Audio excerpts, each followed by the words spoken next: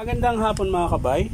So 39144 pa rin tayo, letter K, ayan, DW810 mga kabay. Ayan po ba mga kabay, nakasaksak po yan. So yun lang natin.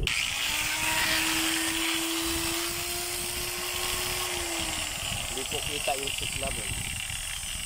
Bubuksan ko. Ayan. Tapos yun natin. Okay.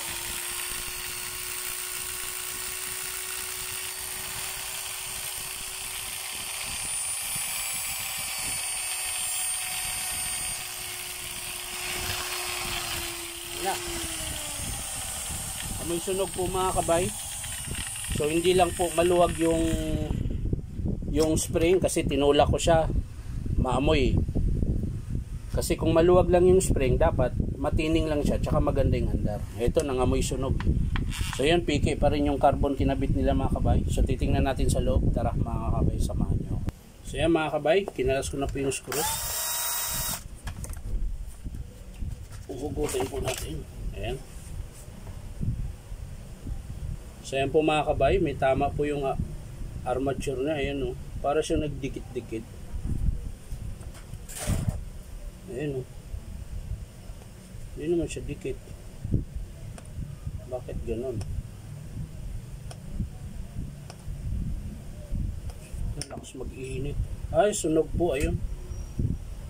Ayan, papakita ko sa inyo mga kabay. Babalik na rin lang po natin yung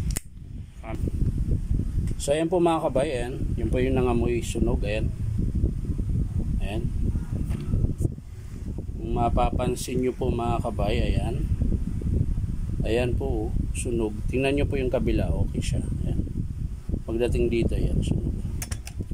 Sa peel coil nyo mga kabay, okay pa naman yung peel coil.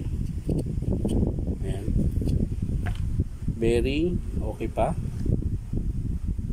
So yan lang po mga kabay.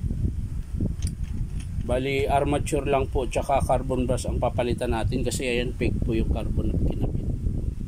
So yan mga kabay, hindi ko na po ipapakita sa inyo paano buuin. Papakita ko lang sa inyo mga kabay kapag in-approve ng customer. So yan lang mga kabay, maraming salamat. Bye bye.